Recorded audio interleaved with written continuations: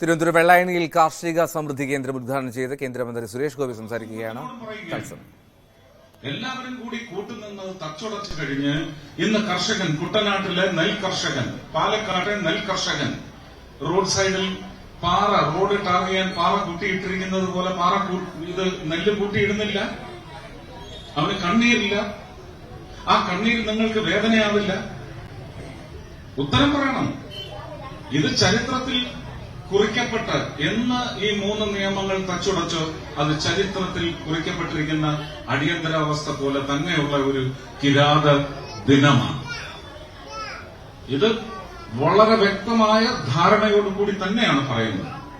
പക്ഷെ അവിടെയാണ് farmer producer company എന്ന് പറയുന്ന കോമ്പൻസേറ്ററി പ്രവർത്തനം അന്ന് തുടങ്ങിവെച്ചത്. ഒരു ചെറു തോണിയിൽ, ഒരു ആമാട പെട്ടിയിലാണ് FPCയുടെ, വെള്ളായണി FPCയുടെ ഇന്ന് ഒരുപക്ഷെ കേരളത്തിലെ ഏറ്റവും ശക്തമായ പ്രസ്ഥാനമായി വളർന്നിരിക്കുന്നത്. ആ തോണിയിൽ ഞാനും വന്നു, അല്ലേ?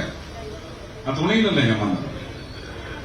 അതിൽ ആ ആമാട പെട്ടിയെടുത്ത് പുറത്തുവെച്ച് അത് പ്രഖ്യാപനം നടത്തിയത്. അവിടെ നിന്ന് ഇന്ന് ഈ സ്ഥാപനത്തിലെത്തിയിരിക്കുന്നു.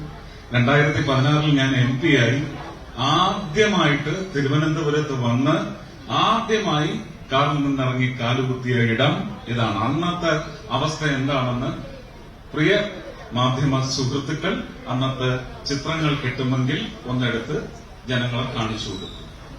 അവിടെ നിന്ന് ഇതൊരു സൗധമായി വരും, ഒരു സ്വപ്നം എനിക്കിപ്പോ കാണാൻ സാധിക്കുന്നുണ്ട് എന്ന് പറഞ്ഞതാണ് ഇന്ന് നിങ്ങൾ കാണുന്ന ഈ കാഴ്ച, ഈ സൗകര്യം. വെള്ളായണിയിൽ കാർഷിക സമൃദ്ധി കേന്ദ്രം ഉദ്ഘാടനം ചെയ്ത് സംസാരിക്കുകയായിരുന്നു സുരേഷ് ഗോപി. അതിന്റെ തത്സമയ ദൃശ്യങ്ങൾ കണ്ടത്. ഞാൻ നേരത്തെ